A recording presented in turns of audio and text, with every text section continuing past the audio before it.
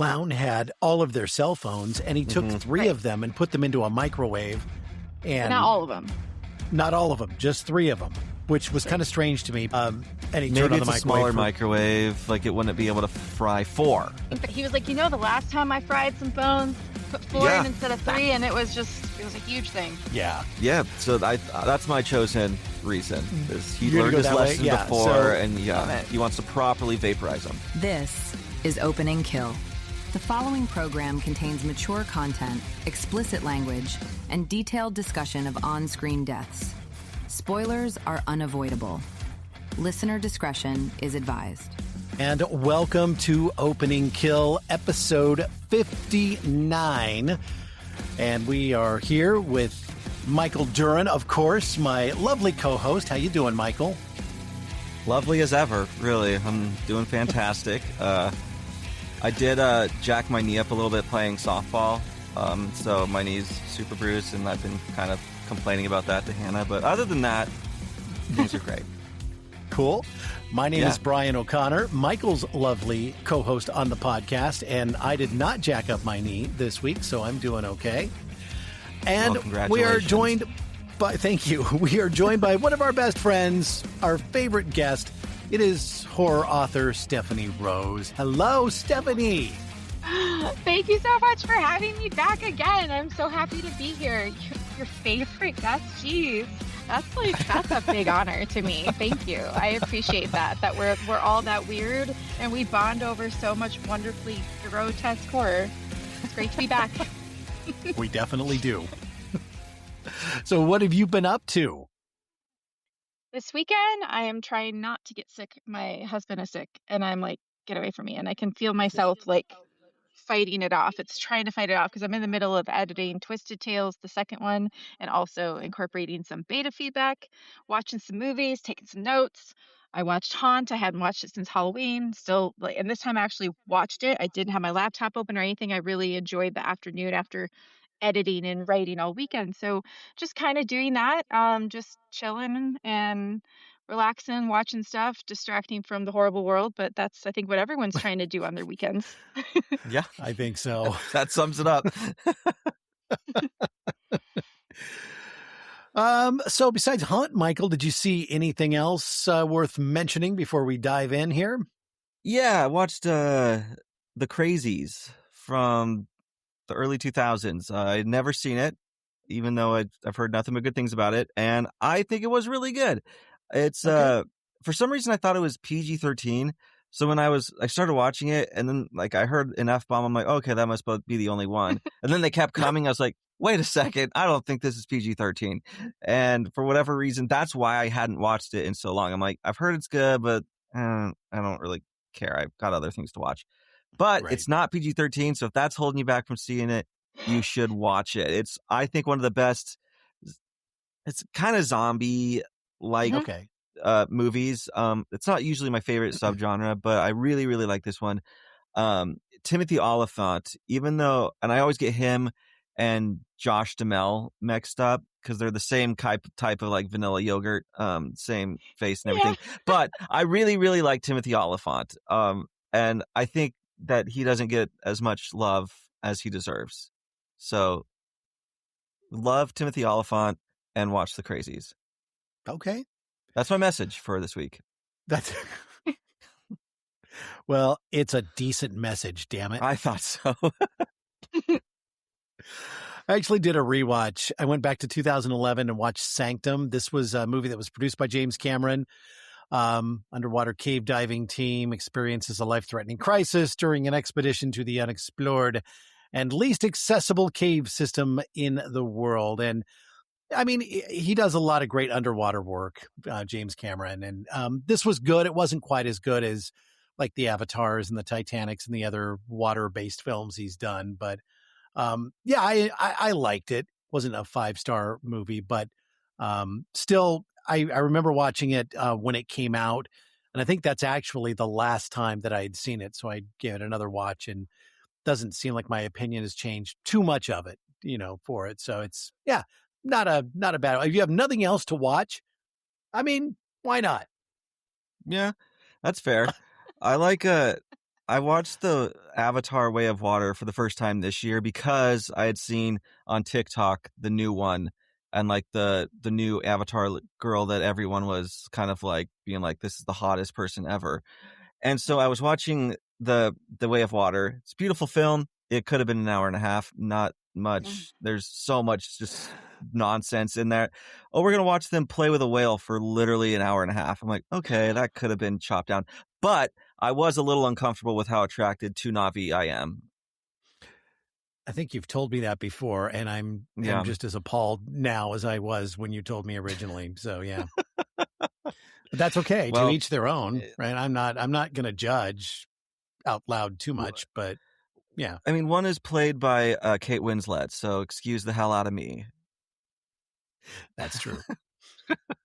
Well, if you'd said that to begin with, then right, you should have led with Kate Winslet. Come on. Thank you. Well, I wanted to see where everyone's judgment zone was, and it was pretty judgy, so I had to whip out Kate Winslet.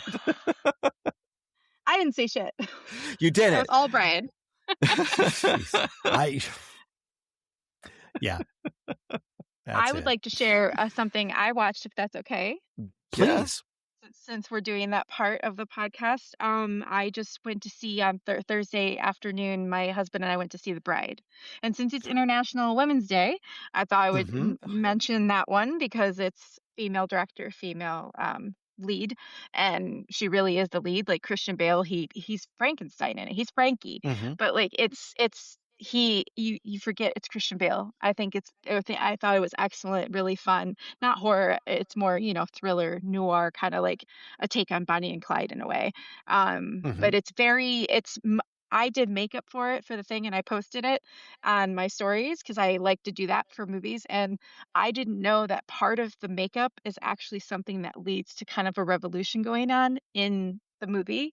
And that's not really in the trailer, but it doesn't really spoil anything because it really is a really beautiful part of the film. But I really liked it a lot. And I think that's a really good one that I just watched. And I just wrote down Sanctum because I had not seen that one. And I love those kinds of movies. So I was like, and adding that. And The Crazies is a very good movie around that time. I personally love Timothy Olyphant, and he is a porn director in The Girl Next Door, and a lot of people forget that. It's hilarious. One of the last lines of the movie is, "Let's make some fucky," and he's like this on set, and it's hilarious. He's not the star of the movie at all, but he's like it's a teen movie, but it's got like crime and stuff too. It's a really fun movie. A lot of people didn't see it. It was around the early 2000s as well. I haven't seen it, but I know what it is. Like I've seen the cover and everything, and it is in my watch list. I just haven't gotten around to it. I didn't know he was in it. Yes. But I'm glad to hear The Bride is good because I've heard very mixed things. I still want to see it. Critics' reviews don't really hold much weight with me. I like to form my own thing, but I was kind of surprised. I thought it was going to get very critically praised, so I was a little bit surprised with the mix of it. I think I know why some people don't like it, but I don't want to say anything because I don't want to taint anything going in. It's just a stylistic choice of storytelling and I had to ask Ken, like, well, sometimes I feel so stupid. Like, I don't get the point of this movie. And he's like, it was this theme and this one and this one, and this meant this. And I'm like, how do you just know that? I write stories and I can't do that, like that makes me feel sad that I don't know it. But there's a lot of themes in this and the way he interpreted it.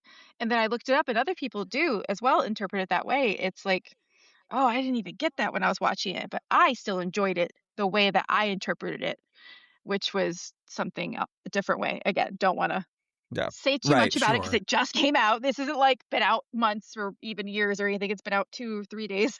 So I will not.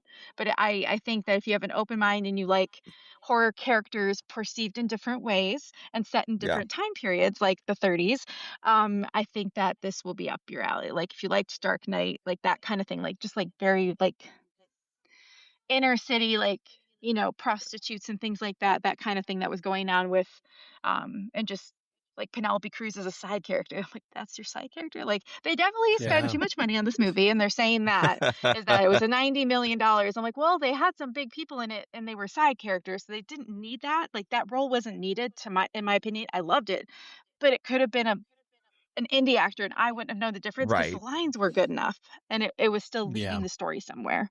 So but that's it for what I've watched. I don't want to go on too much about So that. Sorry. I just wanted to let you that guys know that. that is a movie I still want to see it, The Bride. It didn't have a great box office weekend. It came in third behind Scream 7, and then Hoppers was Mhm. number 1 this weekend. But you're Well, right, $80 million budget, and Yeah. worldwide it's made about 13.5. So not looking good, but it's still something. When I heard about this movie, it was something I definitely wanted to check out. I think it was either my scare preview a while back or yours, Michael, but I know yeah, it we was had one of talked ours. about it. Yeah. So, again, whatever the box office does, I don't really care. I don't care about critics' reviews. I will go and, if I don't see it in theaters, I will definitely watch it. It's on my list. So, yeah, for sure. Yeah. I mean, going up against a Pixar movie is never an easy fate if you want to make money at the box office. Or Scream 7. Or Scream 7, yeah. So, yeah, for sure. Let's get into this week's movie. It is 2019's Haunt. This was a movie suggested to us by Stephanie several weeks ago, and we were like, hell yeah, let's do that one. So we are. It was directed and written by Scott Beck and Brian Woods, released September 13th, 2019, 92 minutes with a rating of R. It was filmed on location in Kentucky, Illinois, and Ohio with some pickup shots in Los Angeles, California. Stars Katie Stevens, Will Brittain, Lauren, Lisa McLean, and Andrew Lewis Caldwell. Budget was $5 million. Did not make that back. $2.2 million is what it made, and its tagline, Oof. "Some monsters are real." And it was nominated for a couple of Popcorn Frights Awards, including Best Feature and Popcorn Frights Audience Award. So got some recognition. I think it's underrated. And why it didn't make back its budget, not real sure, because this is a movie I really enjoyed. So, and just in a nutshell, on Halloween, a group of friends encounter an extreme haunted house that promises to feed on their darkest fears. The night turns deadly as they come to the horrifying realization that some nightmares are real. Well, there we go. Let's jump into it. And Stephanie, if you Indeed. would like to take the lead. We open up. It's Halloween night. I have the cast list in front of me because there's way too many people who I don't know in this, and I hate that. So I'm glad I have a cast list. Bailey is home with she has a couple roommates, and there's a dude being a twat outside, and we find out that it's her roommate's boyfriend, and Harper is the one, and she is covering a bruise. So we know her boyfriend's an asshole. One, he detrimented a pumpkin on Halloween, which is like, why you gotta be so rude? That's not cool. Because she wouldn't text him Yeah. back. Yeah. Psycho. Yeah. So they decide, she's like, come on, come out with us. Let's go out. And she's like, I don't really want to go out. And she's like, come on, let's go. We'll have fun. And it'll take your mind off things. And she almost sends a text to her boyfriend saying, we're over, or this is over, something like that. And she doesn't send it. Her friend like writes it. And she's like, no, don't do that. And then she's like, hit send before they go out to the club. So they're at this club. It's like the coolest club ever. I'm sorry, I clubbed. I didn't see anything like this where I was at, but it was a really cool club. They have like a VIP table and they're hanging out and stuff. And I always love these kinds of movies because you have a big scene with lots of costumes. So that's great. And so you can kind of look around the room at different things. So she's like, I don't have a costume. And then they put her hood on. She has a red hoodie on. It's kind of pivotal in the film. They use it a lot. And so she's like, "Oh, your Red Riding Hood," and I think the guy that she meets ends up saying like she could be E.T. She had a basket or something. That might have been a joke in that movie, or it could have been another movie. Who knows? But yeah, she's hanging out. She sees this guy across who knows her roommate, so she goes over to the guy. She crawls on the disgusting bar floor, and she goes over to this guy, and she's like, "Hey, you called me over." No, and he was actually just getting a drink, but which is cool though. They put him in this role where he was like, "Hey, oh, so you know her," and they kind of chit chat for a little bit. She ends up going outside, sees a total creeper like by the fence, and like he's got like a red kind of robe and it over, and then of course misdirection. She looks over here, then he's gone, and the guy that she was just talking to inside comes out and's like, "Oh, I don't think you should go home." She's like, "I think I should call Lyft." She like opens the Lyft app on her phone, and then we don't know how long they're gonna to take because she it covers that part of it. So we don't really know how close she is to home at that point, which is kind of a weird way to do it. But then it just cuts to her leaving with her friends. No explanation. She's just peer pressure. Let's do it. So she gets in the car. As they're walking to the car, they're thinking about what they're going to do next. Are they going to go get food? Let's go get food at the food trucks they would have lived. Let's go over here to this haunted maze that's still open. I know people there. You're going to get in for free. Go there and you're not going to get killed. Nope. Our really funny guy in a horror situation steps on a flyer and it's for a extreme haunted house. And that is the only information they know about it. And they're in the car and they're like, sure, let's go there.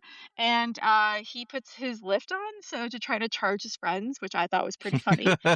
So they're all crammed in his car and they're chatting and stuff and everything. And then Harper is definitely paranoid this whole time. She's just very she's been through a lot of trauma. And I don't know that, Michael, you'll have to jump in when we get flashbacks. That's one thing I'm really hard keeping track of. I don't think we've gotten any flashbacks yet, except just her Not house. yet. Like just the Not outside of yet, her house. Yeah, so those are things there are flashbacks to her childhood. We get more and more of knowing what she went through. So for right now, I won't say much about it, but just that she's very alert, at least to her boyfriend. We do know that he has hit her. So she thinks Yeah. she's being followed. She pulls over and they just happen to be right next to the place, which I think is kind of weird. But this nice sign by the end of the road just says haunted house and It's a just, construction kind of sign that just lights And up. it just pops they're on like, out of nowhere, just right? pops on. Yeah, after they Yeah. realize they're not being followed or whatever, it just turns on. Oh, there it is. So, they get out of the car and they put their stuff away. Of course, don't bring the bat with you. That would have been a great weapon earlier, but I get it. You don't put that kind of stuff in. So they get up there and then we get the rules if they want to come in. Creeper clown guy, and they do see a group go in. They're Yep. not just you have to look at that part because if you look away, you miss it. And it's just this group that goes in before them. We don't just hear them. We do see a normal kind of group of friends go in. So Yep. now they're up there. He's standing there in a clown mask, one of the scarers. And they're like, hey, we want to go in your establishment, your super shady establishment or something. The kind of big friend guide says, and he's the one that drove them, the Lyft guy. And and then she's like, can we please go in or whatever? So then he does a hand trick for her, and then he does this, and he pulls behind her ear a key. And it's a lockbox key, so she opens it up. She gets forms out, and the last rule at the bottom of the consent form, which you have to do these at some of these extreme haunted houses, so it's very real, is you have to keep your cell phone outside. You have to put it in this thing, and they give you a key, and so you can get it after. Yeah, So that's that is the insane to big me. thing. Yeah. I would You want not. to take over, Michael? I don't want to go too far without you jumping in. You'd be good, but that would be like a huge red flag for me. I'm like, I'm not giving up my phone. You're fucking insane. Yeah, I know. Yeah. So my favorite part of their friend group is the guy who's driving them. He's played by this guy who was he made his first appearance I knew him from was from Hannah Montana. He played this guy named Thor who has a cockatoo named Snowball. And that was my introduction to. So when I saw this guy, I was like, "Oh, it's Thor," and he plays a very different character. His name is Evan. Evan, yeah, yep, that is and Andrew he's Lewis dressed Caldwell. he's dressed as the front end of a human centipede. Yeah, because that's the other conversation. Oh, they want to eat ass all night. Boom. Yep. Yeah, mic drop. That was a good insult. Yeah, the he's bottom pissed and because they got the top left him. Yep, he got abandoned by the rest of the centipede. He's such a Which funny is great character in because this. as somebody who's watching this, you could think it's just a normal slasher, and then you're getting these kind of deeper references. You're like, okay, this group's pretty cool. If they're laughing at a joke he's making about being human centipede, that does give me a nice okay, I like this group. They seem pretty cool, kind of thing. It is something the group does feel very real. I think they give just enough character, development for each of them to make them not just one-dimensional beings. And I do enjoy that the girl with the shitty costume, Harper, ends up with a boy with a shitty costume because her date that she met is just dressed as a fucking baseball player. Come on, dude. Yeah. And they gave him the worst he did win worst costume. So that's why that was his icebreaker. He went outside and was like, hey, I thought we could share this. I won worst costume because they both made jokes about it. And I think that is really cool. And he was a badass throughout most of it. I like him. He's pretty I thought instantly he was gonna likable. die like 5 times, and he didn't. And I was like, damn, this guy's actually pretty fucking cool and pretty fucking Yeah. smart. Mm-hmm.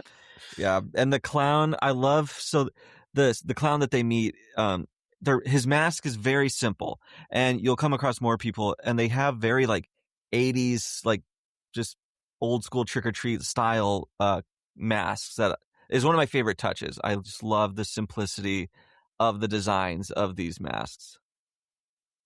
Yeah. It's almost like because they're more family-friendly masks and like children-friendly, like it's the Mm-hmm. witch, it's the pumpkin, it's the ghost, like that's and vampires. But like it's so like almost cutesy, like the bus driving kids Yeah. in Yep. Trick or In Trick or Treat. Like Treat. they Yep. put this really sweet, nice mask on them, and then they look so unsettled under it that you like it makes that worse, and it like Mm-hmm. takes that from being something like, oh, that's so sweet, and now you're like, I don't know who's under that. Like the witch for me in this one Exactly. was like the creepiest for me because I love that mask, and I'm like, you're so creepy. I don't want you to be behind that, please. You're ruining that mask for me. Yep, that is one of the coolest parts of it, because once you know, oh, shit's weird under there, then you're instantly just like, how weird is it going to get for each of Mhm. these characters? Yeah. So they have to lock their cell phones in this lockbox type thing along by, they have to also sign the waiver as Mhm. well before they go inside. And so this attraction appears convincingly brutal from the start, including a very disturbing scene where a woman in a witch mask burns a screaming girl's face with a hot poker. And I'm assuming this is the opening kill. Mm-hmm. Yes. So here we go. The opening kill. And there it is. And I we don't really see much. I mean, the kill itself is kind of cool. I mean, she's basically got this hot poker going through the side of her face, but you don't see much else. And unfortunately, I got to give it a butter knife kill rating. Yeah, so I'm actually going to go opposite. So I'm going to give it a butcher knife just because it's this very theatrical thing that happens. Like, you see this witch drag this bag out, unzips it, and if you were to notice, the girl that's there is the one that went in right before him. She's one of those guests. And this long poker, she gets it so it starts burning her face, and then a bunch of steam comes out, and that's what obscures the rest of the kill. But I just think that how theatrical it was, I really enjoyed the kill. I thought there's a lot of tension with it. And yeah, I'm going to give it a butcher knife. What about you, Stephanie? I would say butcher knife too because of the buildup to the kill. So after they get in, pretty quickly they split up into 2 groups. And one of the things they have to do is they see these 3 coffins and they have to get in them, and they don't know like where are we going. But there's like you can get through, and she is one of the people that like they lose her earlier. Like they don't know where she is, but they're not really, no one's really concerned yet. They're just like, hey, where is she? And then it opens up and they drag her out, and I'm just like, okay, so. And they're looking at it, and I think for me, not only do we get the smoke, but I think the thing slams down, and it almost felt like Haunting of Hill House in the way of we get more of the reactions from the friends than actually seeing the kill, but that affects the way the kill that I take the kill. Because if they're scared, I'm scared. And now I'm terrified because it was so quick that we're processing it with them. And while they're processing, like, what the hell just happened? Did she just get fucking killed? So I think the level of that is why I think it's because it's more complex than just like a quick kill. Right. That's why. I think it had to be though, because the haunt owners don't want them to really know anything's really up yet. Like they wanted to keep it like get them like really like show enough where it's like she definitely got burnt, like, but make them second guess that. Like, no, like we're overreacting. This can't be this big of a deal yet. And like they don't really know yet. They're a little unsettled, but they're not sure that they're actually in danger yet. So I think that was intentional. The girl got her hand hurt at that time too, didn't she? Or was that Not right yet. after? Oh, that was after. Yeah, not yet. That's was when they're after. like, okay. Yeah. Sorry. Well, I'll tell you what, based on this testimony, I will actually reverse my butter knife and make it a butcher knife kill. You bring up some excellent points. So you convinced me. I don't think I've ever done this on the show before. I'll reverse it. I'll make it a butcher knife, 3 butcher knives for this opening kill. I love that. Love it. All right. Well, as Stephanie mentioned, the group now is forced to choose between 2 routes through a maze. One is labeled safe and the other is labeled not safe. So they split up evenly, which is nice. 3 go one way and 3 go the other way. And, things turn very violent soon after this because 3 of them now show up at this guess the body part game where they have to stick their hand in through, these 3 holes and guess what they're feeling on the other side of that. And this gave me anxiety watching this. The tension here is real in this scene. It was good. Yeah, and like they keep playing it up because the first 2 times that someone reaches in, it's nothing. It's just like it's gross ickiness on the other side, and it's all still fun and games. Grapes. Yeah. Yes. So it's all still fun and games. And then when we get our third individual, Bailey, she puts her arm through and appears to get like pulled in a little bit, and like she's like freaking out. She's like, oh my God, like they're hurting me. And they pull out, and you notice that her arm has now just been slashed to shit. So shit is officially real for the group. They're like, okay, this is wrong. We're in danger. Right. And they also realize that they're missing their friend Mallory. She's been captured and she's no longer part of the group because the 2 groups of 3 end up reuniting fairly soon. And they start comparing notes and they're like, what the fuck happened to your arm?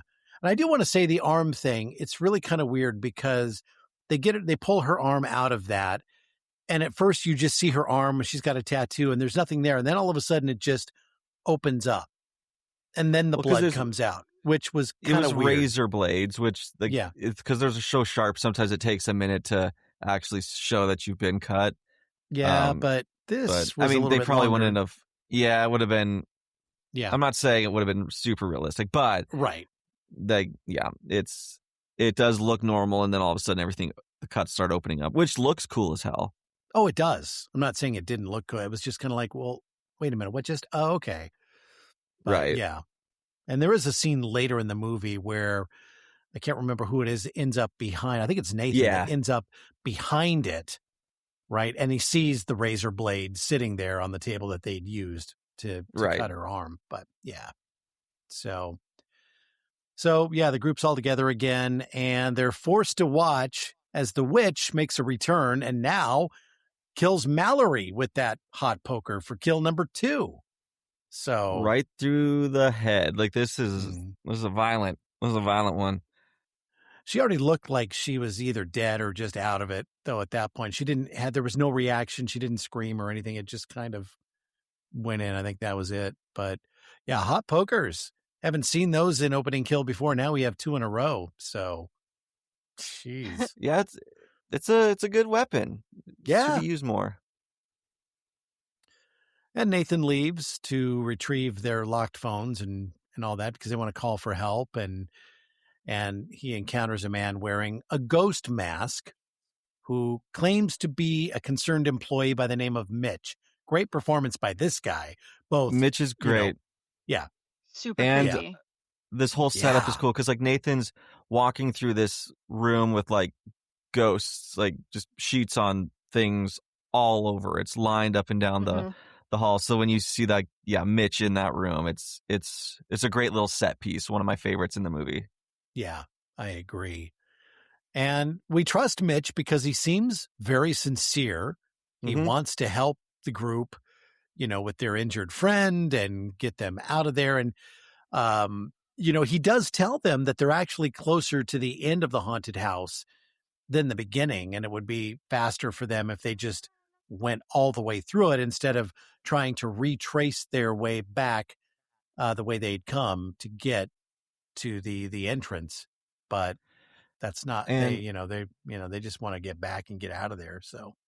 Right. And like, I love how Mitch is played here because he, like, you don't fully ever trust him. You're like, you kind of start to randomly, but then he doesn't ever take his mask off. So like that's weird. But he does seem genuinely concerned when he sees Bailey. He's like, holy shit, is she fucking like bleeding? Like he seems genuine, but him just still keeping his mask on, it makes you very on edge for him. Yeah. Yeah. A cool mask too. I mean, It is. The masks, because everybody who works at this haunt, they all wear these masks, and I love the design on them. I mean, they were simple for the most part and very effective. Yeah, they are. His looks a little bit like ice, like soft serve ice cream. Mm-hmm. Yeah, it Which does. I I was thinking that too. It actually does. Yeah. Yeah, it's kind of borderline a cute mask. Mm-hmm. I was just gonna say it is. Like these masks end up being cute, and they're also too small for their faces. Yeah. So it's like if you take it out of context, I mean, like I'm glad the score was so good, because there was parts that if there wasn't a score, it might have been kind of comical to like watch a scene and not like them trying to scare me with it. Mm-hmm. Definitely. Yeah. So they're in the haunt. They're trying to get through it. They're, this maze that they're in leads them to a tight crawl space, has a trap door mechanism. And I'm claustrophobic, so I was not doing real well through these scenes. This is a first time watch for me. I actually had never seen this before. I know obviously Stephanie, you'd seen it a million times. Michael, you'd seen it before. This was my first time through. And yeah, this made my heart race a little bit as they're crawling through here, because I just, not good for me, the claustrophobic. But as they move through this, and the it's brilliant how it's set up though, because with the trapdoor, because Mitch said like they can't all just go at once. They all have to like wait. So one goes and then the other goes, because Mitch says there's this little mechanism that if everyone's too into it, if there's too many people in it, it'll give way. And Evan loses his shit. He's like so pissed. He's like, why is that even part of that? So he's losing his shit, like doesn't want to deal with it either. He's so pissed. Well, and it's valid. You're like, why is that built into it? So like that makes you really concerned about Mitch. And our suspicions are confirmed here, where Mitch is the first one on the other side, and he blocks the entrance with a piece of wood. He hammers it in, and you're like, okay, yeah, this guy's a fucking dick. Yeah. Well, our next kill is coming up here, and not sure we've had one of these on opening kill either. It's Angela, and so she is murdered by the masked devil character with a pitchfork to the face. Mm-hmm. Kill number 3. This was pretty brutal. Oh yeah. God. You see it. You see it all. You see all of it, and you hear it. You do. You hear it go in, and then you hear it come out. Yeah. Yeah. So obviously chaos erupts as the group tries to now continue their escape and get the hell out of here, because things are definitely real. I mean, this is not just some haunt. This is it. Nathan is trapped inside the attraction's hidden operations area, and Evan, attempts to flee with Mitch, and the box containing their cell phones, by the way, has been removed from the entrance wall. So that's no longer there. Mm-hmm. And Harper's alcoholic, abusive boyfriend, Sam, now calls her cell phone. Of course, she doesn't have it. It's one of these masked people who have all the cell phones, and he answers it, and he goes, "Hello?" And Sam's like, "Who the fuck is this? Who are you trying to reach?" And he goes, "Well, I'm trying to reach Harper." "Oh, you're too late." And then hangs up the phone. Click. Yeah, that's it. So it's over. Yeah. And that's the clown guy. And so the clown guy is played by one of the director's just buddy growing up. And when he was talking, I was like, this is giving me Philip Seymour Hoffman. And then I watched this little other behind the scene thing, and he based his voice on Philip Seymour Hoffman, specifically from Mission Impossible 3. And I'm like, I see it.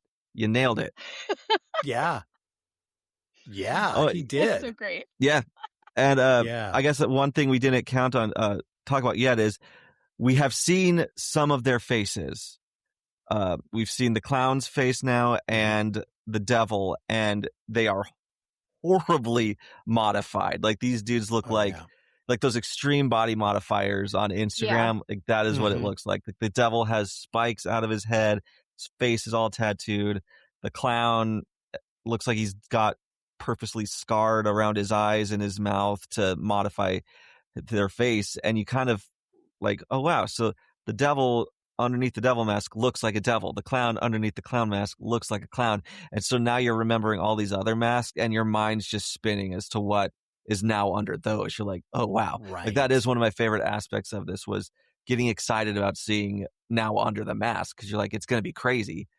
And Evan now, it's about at his demise, because he escapes with Mitch, but then Mitch ends up attacking him, and he keeps mentioning, he's like, do you want to see like my face? Like he's very creepy about that. And he is able to take down Evan, and we see his face, and his is my favorite modded face because it looks horrifying. He's cut his nose off. It looks like, I don't even know what he's done to his eyes. Like he looks insane. Oof. And this is a brutal kill too. Yeah, it's a brutal kill.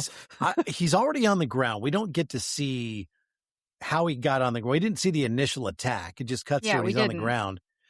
But his head, is bashed in, and his face it's hard to describe it. It's clawed from his teeth, and it's just like, oh man. Yeah, so Mitch puts the back end of a hammer into his mouth. Yeah, the claw of the hammer. And then he uses that to peel his face. Peel back his face. Yeah. Yep. It's fucking gross. And right you before hear it. that, The audio is so good. Oh, it is. Oh, the sound design is great. Sound design is crazy in this movie. I love that about this. And right before that, Harper is confronted by the devil, who's got his pitchfork. Nathan arrives and starts shooting at him with a nail gun, and Harper's able to get away. So I love, Michael, Stephanie, I love me some nail gun kills. Didn't kill him, but damn it, the nail gun makes an appearance. You see it earlier. So when he's walking through, he makes a really stupid mistake, and he's like, I'm going to hold the key in my hands while I walk because I'm going to kick someone's ass. And then he drops the fucking thing in a grate, and then he doesn't have the key anymore to get the phones. But he does. In the corner of, you do see the nail gun. You see like some kind of construction. You don't know if it's a nail gun yet, but I love that he uses something they had there, and definitely saved her life in that moment. So he really does come through. And I do like the fact that we saw it, because when you pull things out of thin air, it's like, okay, come on. So set it up earlier so we know, so at least we've seen it, and then go back to it. So that was a good move on their part. To do that. And I liked in this scene with the interaction with the devil and Harper. She's starting to think, as he's creeping up on her, she thinks it's Sam for a moment, like her boyfriend, because he sent a picture to her where he's in a red hood, but he's like the wolf. So she kind of is just thinking it was him. He takes off his mask and like he talks to her. He's like, "Who's Sam?" And so you get this moment between them that I think is really good too, right before we get her saved by the nail gun, which also, Clown had all of their cell phones, and he took 3 of them and put them into a microwave, and not all of them. Not all of them, just 3 of them, which was kind of strange to me, but and he maybe turned on it's the a smaller microwave, like it wouldn't be able to fry 4. It can handle 3 at a time, but not 4. I definitely think the clown was thinking about that. He was like, the last time I fried some phones, put 4 in instead of 3, and it was a huge thing. Yeah. So that's my chosen reason. Is he You're learned his lesson before, and he wants to properly vaporize them. Well, Harper's phone was not one of them, and Nathan manages to recover her phone and sends their location to Harper's boyfriend Sam. Before escaping from Ghost Mitch. Mitch. Mitch shows up a lot. He just keeps randomly popping up. And I did have this moment here where I started to get worried. I'm like, are they going to make us fucking root for Sam? Like, are we going to have to be stoked for Yep. the boyfriend. Like, Like, don't this have seems the like abusive boyfriend be the hero. yeah. I was No. like, Yeah. okay, I guess. So we'll see if that's what they end up doing. But that was my initial like, oh shit, what? I felt the same way. And honestly, he doesn't have a big role in this film. It's not, I mean, they probably could have omited him and it would be the same movie for the most part. I mean, They needed his I don't car. know. They did need his They car. needed his car. I Yeah. honestly really feel after rewatching it, like, what did he add to the story? They have to add something to the story. It gave her complexity of like, she has been abused. This is what she's used to. So she dated someone like that, sure. But the car thing, I thought was like, okay, they have access to a car, and then it's not even him. They just get I to use the know. car, which I just think is Yeah. great. I like that. So Yeah. Yeah. So Harper's trying to find her way out, and she ends up stepping backwards on a board of nails. And these kind of injuries just make me hurt everywhere. This was pretty she's brutal. in the craziest room too. Yes. Like this room oh, has it's like a terrifying room. it's It got like is. knives hanging and floors all covered in these boards with nails. Like this is a room where you're Yeah. gonna get hurt really bad. And there's I can't remember if it's the vampire or if it's the zombie in this room. No, I think it's the vampire who's in this room. And there's a So. guillotine looking thing, which appears to be her only Yeah. escape. And Yeah. he's in this corner, kind of like a Looney Tune character, sawing this rope that's going to make the guillotine drop. But how he's doing that, working that saw on that rope, I'm like, oh my God, it's fucking Wile E. Coyote. He's Yeah. trying to trap the Roadrunner. she manages to get through this fucking thing that drops Barely, these and knives. I like jumped back when every time I watch it, I'm like, just like so stressful. It's such a stressful watch. And before she gets out, though, her hands land in this like super duper industrial glue, and she's got to pull them off, and it peels all the skin off of her hands, and it's like, oh, ouchie! Ow. It's a hell of an exfoliator. Oh, fuck. This was just a bad. Again, it's one of those things where I cringed and went, oh, that's not going to feel good in the morning. Or now. That was the height of my matter. nausea. Like, was it? It was like, first she squished into like a fucking like Converse shoe straight through that. And then she pulls it out and like, and then you start to get a little nauseous, but then you're okay. And then hands, and I'm like, oh no, they're gonna do it. I know what they're gonna do, and I don't look away. I'm like, no, you better watch this. So I make myself watch it. I'm like, and I feel like, yeah, you did it. Ken will look away. He's like, he's not scared. He's like, I'm not gonna put myself through watching that. I'm like, I am. I'm not gonna look away. I love that. I try not to look away either. I'm usually pretty good at it.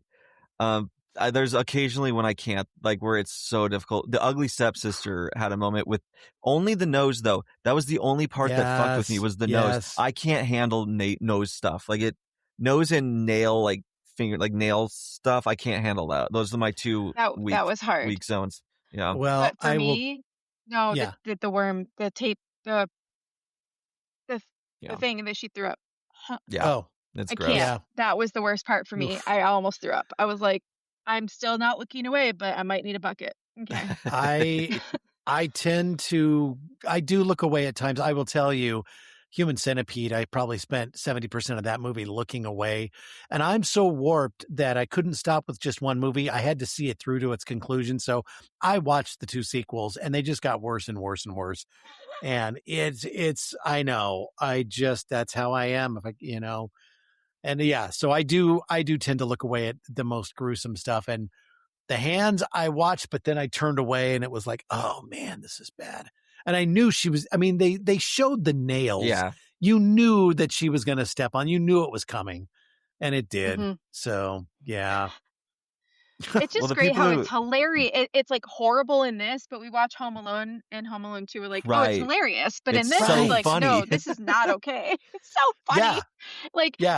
And we'll talk about that when we do Better Watch Out, because like you have Home Alone and you have Better Watch Out. And let me tell you, it's not the same feeling with paint cans after that. No, it's not. It's the same thing, just in different packaging. I mean, yes, totally. Well, you know, she gets through that guillotine door, and now she finds herself trapped in an escape room styled Ooh, bedroom, which eerily mirrors traumatic memories from her childhood when she had an abusive stepfather or father. I can't remember if it's who it was that was always Pretty sure beating it's her her father. mother. It could be the father. Yeah. And we get this she's got I think this is where we get the big backstory shot. Yes. And this is a very weird room. I'm like, this is the one room that feels kind of out of place with the rest of the movie. Yeah. Mm-hmm. I'm like, this doesn't seem as DIY as the rest of this haunted house did. Right. This felt much more elaborate. Maybe it was kind of like a combination we were supposed to get of like, this is the way she interpreted the room. And it was different because she was in the middle of kind of having a flashback. True. Right. Like But that is. I'm sorry, that you could don't be. need to pull out your hand mirror unless you're doing it for a shot. And I know that's why they did it, but she can read that. She can read the clues. She's just, we didn't need the mirror. But she has to get under the bed. And when she gets, So I was going to tell you the same thing, that because all these clues are written backwards. I could read it just fine backwards, but she's got to get her mirror. Yeah. Same exact thought that I had. It's the shot. I was like, they wanted the shot. The shot did look for good. sure. So I get it. And then I go, okay. But you didn't need to do it for each clue. Like she could have been like, oh, the last one's short. But she gets under the bed and because she can hear someone coming. And then it flashes to her in her in her room. And her dad is yelling at her mom and he hits her. And when he hits her, she falls right in eyesight with her. And her ring goes over to her. And that's the ring we know of. That's her mother's ring. And then it goes like, no, it's okay. You can come out, you know, and like, nothing's going to happen. And then it flashes back and it's the guy, I think it's the devil, The devil. Yep, yeah. It's the devil. Now, and then like also before that, she grabbed a key. She found a key, this funky looking key. I think it was in the Jack in the Box toy. And so she's got that with her as she's under the bed. She's got that with her. Right. Yeah. She found the there was key a Jack in the Box under this bed. Yeah. And she opened that. And that's when she got the key and she was going to come out, but then the clown was coming. But it is a very, it looks almost like a really jagged comb key. Yeah. If you think of that kind of feel to it. But earlier, I believe this is just really early, just a little earlier, she does give us a little bit more background about how she hasn't seen her mom in 4 years. And she tells her friend Bailey, and it sounds like from Bailey's expression, she had never told her that before. Because she kind of like leans into her and she's already like bleeding and shit. She's like, but she kind of takes a second like, oh, wow, she just said that to me. So before they get separated, that conversation is had, which is a big step for her character too. Yeah.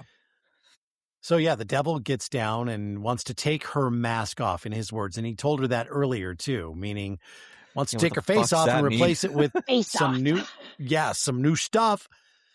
And so he reaches down, tries to get her, and she stabs him in the eye with this key and wounds him. And then she tries to go through this door that's labeled the end, and a shotgun goes off, hits her in the shoulder. She doesn't kill her, but wounds her. Yeah.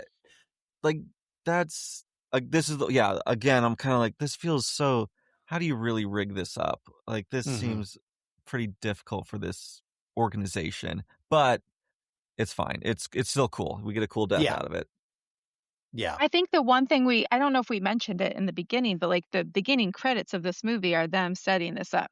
So I think that I feel like that tells us this is not their first rodeo. They've done this before. They know how to set stuff up. They've probably tried stuff out. They aren't setting these up all year round. Probably they go throughout the country for the fall, and who knows what they offer. They might do something else in the summer. Who knows? Right. But I think that giving us that, I think like they do show us the string. They show us the mechanism that they do it too. You could have people in there that are in trade work. A lot of those people are, so they would know how to rig something like that up more than like say, you or me. But I mean, I think it could be done. And honestly, they seem to kill people way before that point usually.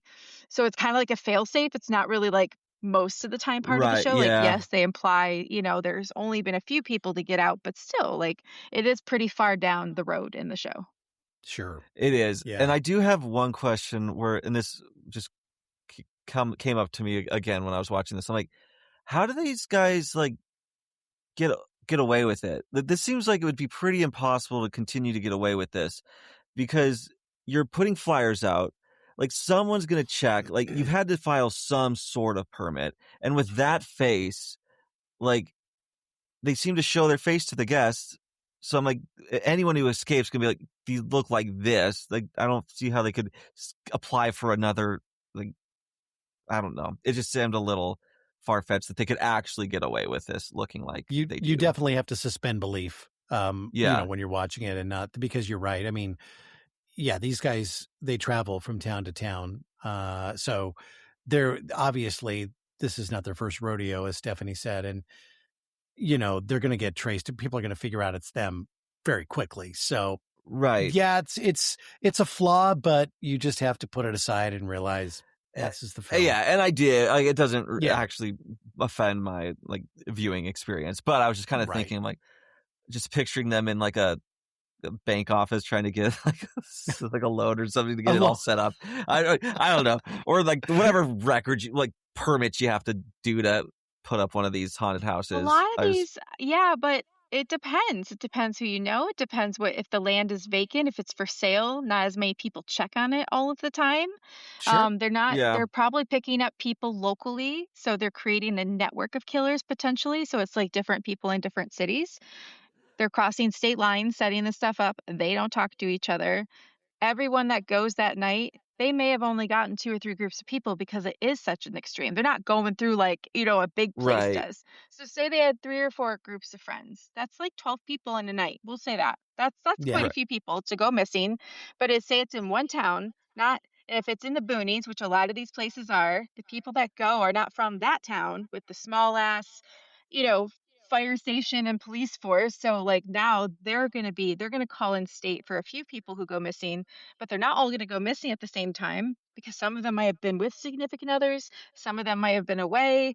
So I mean, like, you could not do it forever, but I definitely, like, with what I know about true crime, if they had it in a way, like, there's stands that go up for a week or two and people don't get permits for them, not all the time. So it Right. depends on where they are. Like, if you think about the House October build, some of the shit they get away with and that.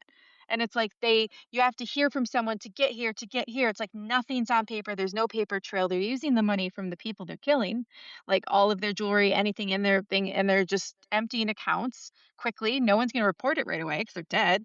So like they Yeah. are getting some money out of it too that they can move around. They're doing it themselves. So like they're not hiring anyone on the outside. That shows that.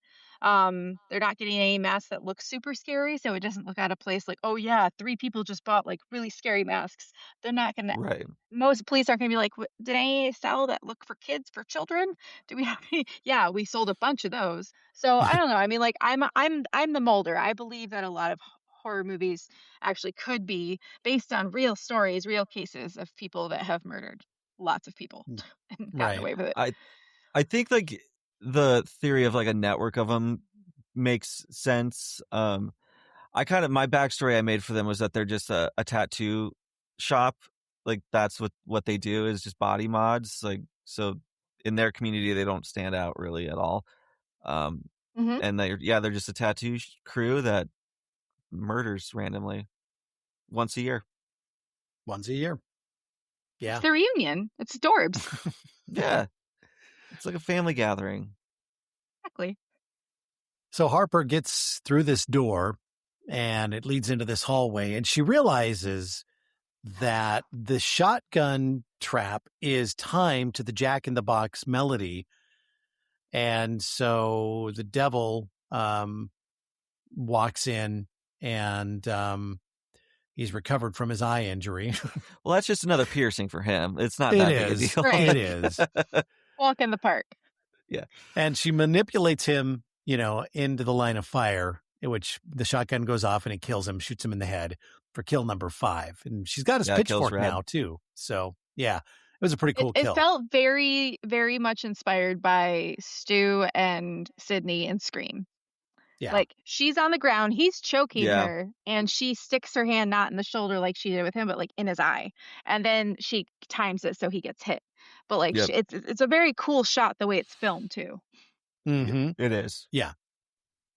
Well, and it's cool because he's on top of her and she jams her thumb into that injured eye to make him sit up, get up into the gun's range, and then boom, And the shot is like it's looking up at him. Like, it's really cool. Like, yeah. Especially when he gets hit. Yeah, it looks sick.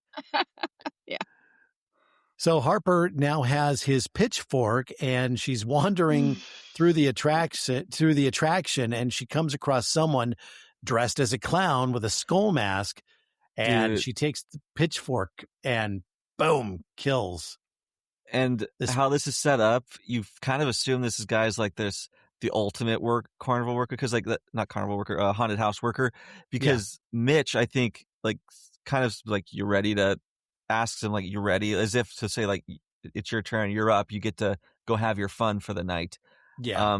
But that's not the case here, because after she stabs her, it's you realize that, oh shit, that's just her friend. It's Bailey with her mouth. Yeah. Her mouth is taped shut, and yeah, that was tough. And she dies. Yeah, she does. It reminded me of The Strangers. Yeah.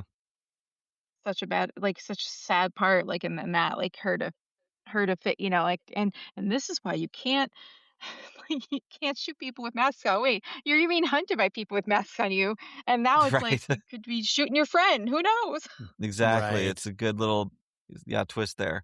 But yeah, no, it's an unfortunate scene.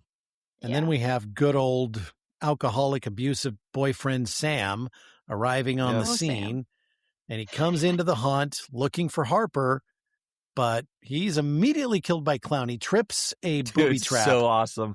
Oh my God. It's like shrapnel. There's like screws and all this other shit that hit him and takes him down. Right.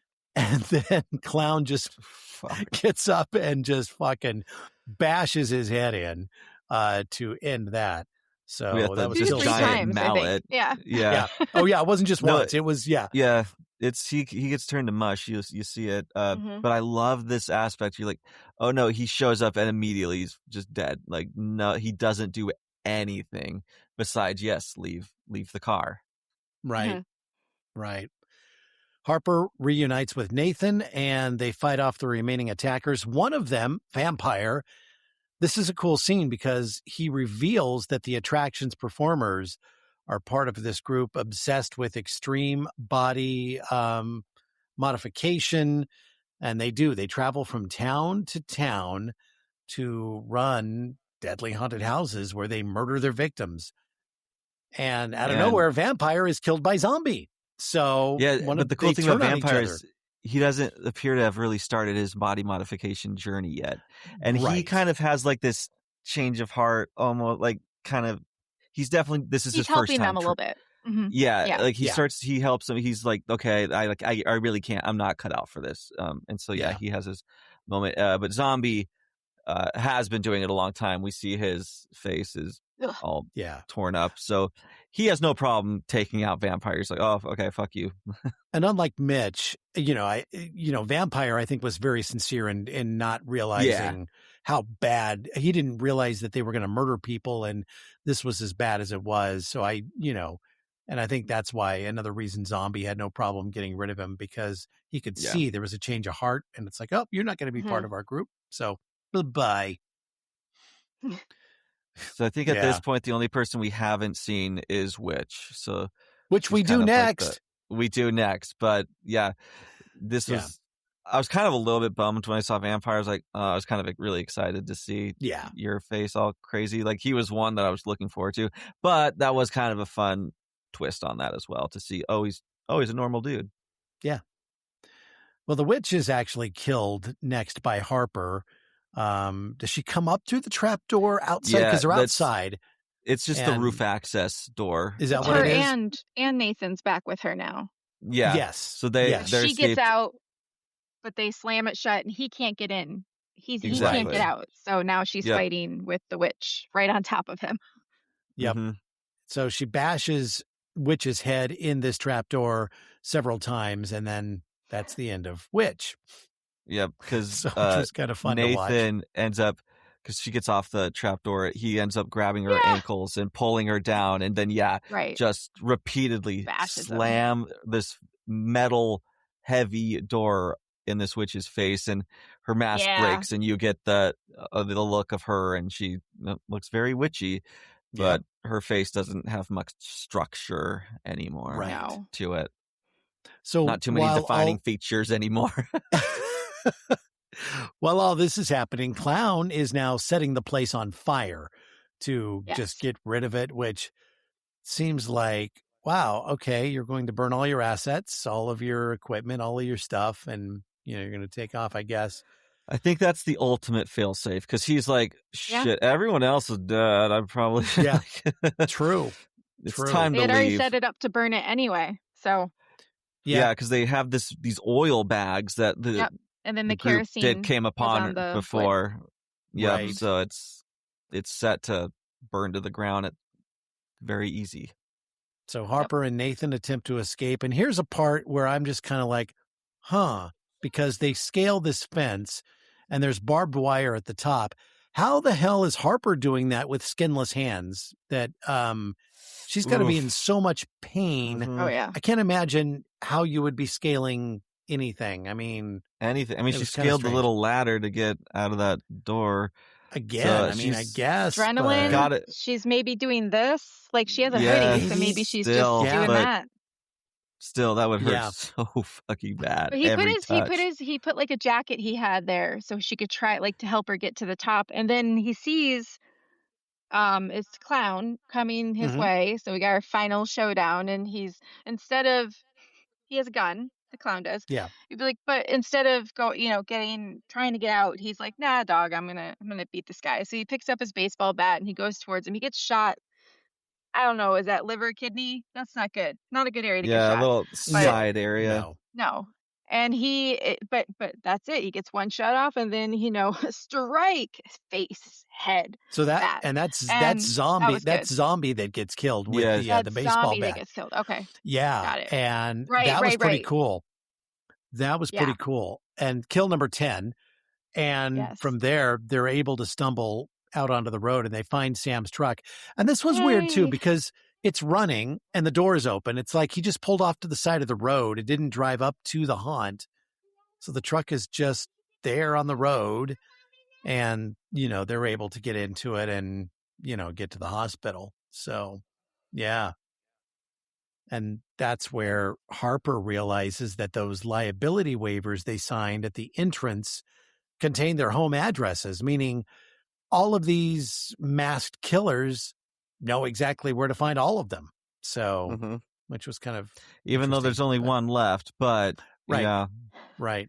And we get this little like cool dream fake out sequence where she finally goes to the door of her mom's house and knocks on it, and her mom ends up answering, but then right behind her, Clown jumps up, but we realize it is a dream because she wakes up in the hospital. Yes. But I thought that was a cool it faked me out just moment. It's a cool moment too, because it's like always that fear of her father has now been replaced with this new creature that she gets to be afraid of forever. There's more and more trauma. Yep. Here you go. Stack it up. Here you go, kid. Enjoy. Here you go, kid. Here's a layer cake of trauma for you. Exactly. You survived. Is that really good though? Right. Because that would just suck. Michael's dark side comes out. Yeah. Well, sometime later, Clown arrives at Harper's mother's house, and I guess Harper's mother doesn't live there anymore. I don't know. Hard to say. And he shows up hoping to finish the job. Harper, who's been out of the hospital now, is now in full Home Alone mode, and she puts her own traps together, and he walks through it. He steps into the glue, that same kind of glue that she lost the skin on her hands in, and he can't move. He finally is able to step out, but it's too late because she steps forward with a shotgun and finally puts an end to him, and that is the final kill of the movie. So, and then you feel good for her because not only does she win, but she's like, okay, now she's eliminated that guy, so she doesn't have to be afraid of him anymore. So, it was also kind of refreshing to see a movie where she just the killer's 100% defeated. That doesn't happen as often as you think, because it stood out to me here. I was like, oh wow, okay, they actually win in this one. Yeah. And I really like that they put in there that her dad like used a gun, so she's probably used a gun before. Like 'cause she has a pretty Hmm. good shot, but they explain that. Like I like when they put that effort. They don't have to, but they do sometimes because Yeah. when the clown does come in, he looks and he sees that there's a rifle missing from where the Hmm. rifle was, and then and then Right. it's her, and we're like, oh, that's so badass. So I think that was really cool because like they could have had it be something less violent, and they didn't Hmm. choose that, and I really Yeah. like that for her Yeah. character.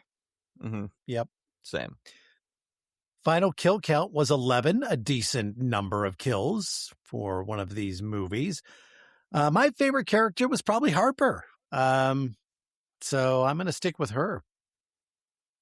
Yeah, I'm gonna go a weird one for my favorite character. My favorite character is actually Mitch, just because like I really liked like that weird little thing we have with him where maybe he's good for a little bit, but he ends up not being. And I don't know, I just really liked his character because you get to know him the most out of all the killers because he Mhm. has the most interaction verbally with the rest of our cast here. And he was just really compelling to me. I don't know why. His face really was crazy, and that made me want to know more about him. I'm like, why'd you choose that? And I just, yeah, I want to know more about him specifically for whatever reason. So Mitch is my favorite character. What about you, Stephanie? I think Harper definitely is very either the top or tied. I don't know. I really like I just really like them. I really like Nathan. I think Nathan's my favorite because I didn't think he was gonna make it. I saw him and I pegged him as a stupid jock guy, and then he Mhm. ends up being this really sweet guy to her, and I really like that for her character because she has this guy who's trying to protect her, trying to be there for her, but also like even early on, like being very mindful of the way he is around her and like getting to know her, and it's just like it's like, hey, you don't have to settle for the guy like your dad. There's other guys out there. And that was Hmm. like a nice hopeful way to give hope and a good character for someone who's been in an abusive relationship for this kind of movie where it's like it's a slasher, it's fun, but like to have Right. some of these deep, themes in this, I thought that was really good too. Yeah. Yeah. Favorite kill? Mine was Sam's, just because number one, he's a douchebag, fucking abusive, alcoholic asshole. And just the way it was kind of like a two punch with him tripping, the booby trap and then getting his head bashed in. So that was my favorite kill. Yeah, that's a good one. I like Evans, the face claw. That was the death that stood out to me that I remembered from my original watch. That was the only one Mhm. because I remember just being like, holy shit with that one. Right. But so that's how good it was to stand out to all these other that are really really good. So the fact that that one left that much of an impression, I got to go with it. Okay. I think for me, it was when I think it was Mallory. Was Mallory the one that was killed in front of them? That Yep. one. Hmm. For me, Yep. it was just because Yeah. that was the first time in the film that I was like really, really scared for them. Hmm. Okay. Okay. Yeah. So that was actually my favorite scene, her death scene at the hands of the witch, because there's still dialogue there, but they muted it and it's all music. So you see them screaming and talking, but you got this Hmm. really cool goth rock music playing over the background. And that whole scene was just so atmospheric. I think that was my favorite scene in the movie. Yeah, that might be mine as well. It's either that or Nathan walking down the in the room with all the ghost sheets in it. Like that I thought was really intense. But I think my favorite is the one with Mallory's death cuz just how they put it together with, like you said, the volume going out except for the Mhm. music. Like it's very chaotic and claustrophobic Right. Hmm. and it's really good. What about you, Stephanie? Same. I think if a Yeah. if a if a horror film can make the best kill be the best scene in a movie, I mean that's saying a lot about it, I mean, Hmm. and I really Yeah. hope that this does find it. I feel like more and more people have seen it that I've talked to, Hmm. but I wish it would get like a different release or something, and maybe could get revive some of it because I do think this is such a it's it's a Halloween film. I mean, there's not that many out there that are this kind of feel, so I think it's Yeah. really cool, and I think if more people knew about it, it could be on more lists for Halloween and stuff. And I hope it does get Hmm. like maybe like a cool special thing with one of these DVD companies that, puts Mm-hmm. out a special edition of it, because I do think it could find a really great cult following. Well, how many Hmm. movies have we seen that when they come out, they don't do well at all at the box office, and then they develop a cult Hmm. following and get a new life? And you're right; it would be great to see this one do the same thing, because I really don't know why it didn't make back its money and Yeah. show a profit, because Hmm. it's got all the right elements in it. It was really well thought out, very creative, well written. So yeah, just sometimes it happens. So. Hmm. Yeah, It's true. this one is one that bums me out. That it's not bigger. Mm-hmm. Because I think it'd be cool to see these killers' costumes in Spirit Halloween. Like it has everything. Where you're like, these costumes would be great. Like it has all the marketability. It just for whatever reason Mm-hmm. didn't hit, and Hmm. it's unfortunate. Right. Our favorite question of the evening: how screwed are we? It's probably not good for me. Yeah, Yeah, I'm not sure I would survive this movie. that's yeah. I don't think I would go, but I'm trying not to. I'm trying not to like let that involve my decision anymore. I'm like, no, you were there for whatever reason. You didn't back out because you're afraid. Yeah, I don't think I can make it. I'm Yeah. pretty toast. I would already be freaking out, so my mind would not be thinking correctly, and I'd make a dumb choice pretty quickly. If Yeah. I was their age and I was in a club, I would have been drunk. So I'd be dead, because I would have Yeah. been like, me now, if I had met them and they said, let's go VIP at this corn maze or an extreme haunted house, I'm picking the one that I get to go VIP and I have to wait in line. I don't know where Yeah, this one is. Maybe there'll be another one like it, but I don't know if I'd go at this point in my life. I do want to go to a couple extreme houses. I've seen a few of them around here that sometimes they don't last very long. I'm like, well, why is that? But there is one, I believe, in Vancouver, Canada, and there's a few in Seattle, but there's a couple north uh, they're supposed to be extreme experiences, and there's a few in Las Vegas and things like that. But they're few and hmm, far in between. There's one guy out there, I'm sure you know him, and he's the worst one, and it's not even extreme. It's just sick at that point. But it is McCamey something Manor. Yeah, people. that guy Yep. sucks. Yeah. And people sign a waiver and they want it done. It's messed up, but yeah, I I don't mean get it. that's too far. I just want to be like in a haunted house. I'm always like, you're right there. Yep, now you're going over there. Yeah. Saw you too. And it's like I want people to scare me. I don't mind if they grab me. I like that part of it because I will get scared more. And I am a very jumpy person when I watch a movie. I don't remember what we were watching, but I the other night and I Oh, it was Cold Storage we just saw, and there's these like gross parts. It's a very fun comedy, sci-fi, horror-ish. Like I'd say it's a little bit of all of those. And I just jumped and I look over and he's just like, I'm like, how do you not even you don't even react? He's like, in here I do. I'm like, okay. I'm a flailer when I watch movies. So in this one, I probably jumped 4 or 5 times. So Yeah. I would definitely be dead. Yeah, I Yeah. do not think I'd make it through this. I think I'm not limber enough for some of the things that the characters do to get out of Mm-mm. this. I am not 20 something anymore. So I think because of that, I'm a goner. You put me in Yeah, a crawl especially that space and I'm tunnel. done. Yeah, that's the No. one that stuck out to me where I'm like, Yeah. ooh, my No. knees No. hurt just watching him go across those Right? planks. Like, Ooh, yeah, think I that might one pop my knee. specifically made me be like, yeah, I don't have the knees for that. Like, that's not Right. happening.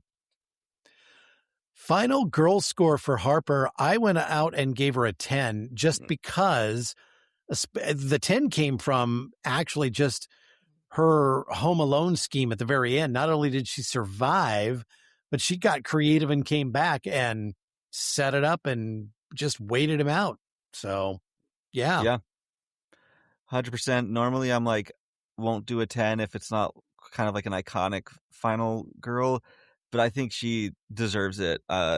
With her backstory, her just willingness to be able to continue through being horribly mangled, to still be able to get what needs to be done, and then at Mm-hmm. the end fully overcome the demon. Like, fuck, Mhm. yeah, she's rad. 10. Yeah. A Billy Bob Dan. Dan. Yeah, there it is. 10 across the board. Star grade for me. I wanted to give it a 5, but just some of the early kills just weren't, I don't know, they weren't as great. And it seems like they hid some of them a little bit. So it still got a 4.5, so pretty good. But I really did enjoy this a lot. Yeah, I think I'm just going to go ahead and just do the 5. I love this movie. I want more people to see it. I think it deserves to be something everybody watches every Halloween, just like Trick or Treat or Halloween. Yeah. I think it deserves it. So yeah, 5. Same. 5. Fuck. I'll revise mine. I'll give it a 5. God damn it. No. Okay. Are we Change my all score. agreeing on every single thing? Basically, it's not like nice. Pretty much. I'll go 5. I will cave on the 5 and do that as well. And I'm sorry, who picked this one? What? That'd be you. Maybe need her to pick more. Brian here is a cherry. He had never seen it. Never seen it, but I love it. So I'll give it a 5. I love it.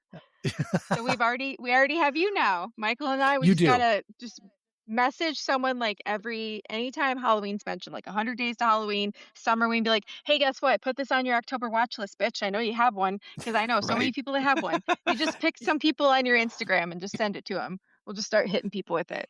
That's like, that's the junk mail you want. Is like, watch this really good movie. Are the 3 of us going to start getting together on Halloween now and watching this movie together in a big group setting? And all right, I would do it. I would love that. I'm down. I love. All right, I love this movie. Let's plan it. Let's do it. Let's plan it. Slasher survival tip: if the haunted house attraction makes you sign a waiver before entering, maybe just go get funnel cake instead. Oh yes. I mean, that's beautiful. Seriously. That's a beautiful sentiment. I love it. All right. That is 2019's Haunt. Coming up next, we have the Scare Preview, movies that Michael and I, and maybe Stephanie too, are going to preview. In the meantime, let's give a big shout out to Courtney from the Jaunty Haunt podcast. And that is a podcast that Michael is appearing on very, very soon. You just did an episode with Courtney. Yeah, I recorded with her yesterday. It was delightful. It's going to be an episode about the shadow person, specifically Hat Man. We dove into a lot of different topics, though. We had a lot of fun. So look forward to that episode, and just be sure to subscribe to her podcast. Yes, the Jaunty Haunts podcast. It's a lot of fun. The Scare Preview. All right. So I have a film on the Scare Preview that I'm excited about. It is coming out here not too long from now. It is a Lionsgate and Suretone Pictures event. It's called Do Not Enter. This is based on David Morrell's novel Creepers, directed by Mark Casfeld, stars Jake Manley and Adeline Rudolph. It's about a group of explorers that are investigating an old abandoned hotel, encountering a strange supernatural being and a competing group searching for legendary hidden treasure. And the whole thing is, people who have gone to explore this hotel in the past have never been heard from again. So they are taking on the challenge. This comes out in roughly a week, March 20th on video on demand. So Do Not Enter. Looks pretty good. The trailer looks good. So hopefully it's solid. Nice. Yeah, I'm intrigued by that. I'm going a little bit different for my Scare Preview. I'm doing a book for the first time ever. It's the sequel to one of my favorite books of all time. One of my favorite books is The Only Good Indians by Stephen Graham Jones, and we just got his new book coming up, Off the Reservation, and it is a sequel to that movie, that book. Nate is one of the characters that now is showing him 5 years after the events of that book, and not much known about it. I try not to. Once I learned that it was a sequel to that, I kind of didn't read anything else about it because I'm like, I'm already sold. I want to go into this as blind as possible. But it's his new book. He's my favorite author of all time. Like, I love every single thing he's written, and it is coming out October 13th of this year. Oh, nice. Okay. Stephen Graham Jones. Yes, yes, yes. And we have it great. up for pre-order on our website. Oh, We're very excited to nice. see it. Ooh. Yeah. And your Nice. website is? deathbytbrbooks.com. Perfect. I'll go pre-order mine there. Definitely. Are there any horror films coming out that you are looking at, Stephanie? Yes, there's a lot, but I have one. I will just share one, and it's Undertone. It comes out Friday, March 13th. It's the host of a popular paranormal podcast becomes haunted by terrifying recordings mysteriously sent her way. They're calling it the Blair Witch for the podcast generation. Ooh. So a little folk horror in there. A little. I really like. I mean, I'm a horror for sound design in anything and scores. So I know it's going to be something very interesting to hear this movie, not only see it. So I'm really excited for that. And yeah, it comes out Friday the 13th. Which is tomorrow. And speaking of that, because it is Friday the 13th tomorrow, Michael, we're doing something special. We are going to give you a bonus episode of Opening Kill with Friday the 13th, Part 3. We are up to Part 3 in the canon. So that is tomorrow. And then next Thursday, just in time for St. Patrick's Day, it'll be a little bit late, but that's okay. It is 1993's Leprechaun, and joining us all the way from Ireland, we will have the Graveyard Club podcast going over this movie. Cannot wait for that. Yeah, it's going to be fun. I'm glad that we got a guy from Ireland to be in on that episode, so that's going to be fun. That's going to be wild. All right, Stephanie I know Rose. what I'm doing for St. Patrick's Day. Yeah, you're right. Stephanie Rose, thank you so much for dropping in and hanging out with us on Opening Kill. Always such a pleasure to have you with us. Thank you so much for having me again. It was so much fun. So please subscribe to us. Follow us on Instagram and Facebook. Tell all your friends about us. And yeah, I got a lot of stuff going on our social pages. So make sure you check that out and follow us and comment and all that good stuff. Plus, we have a video version of this thing too. Yeah, you can check that out on YouTube as well. So if you like your podcast visual, hey, we got you covered now. And also, if you want to email the show, you have a recommendation of a movie you want us to cover, openingkillpod@gmail.com. All right. We will see you next time on Opening Kill.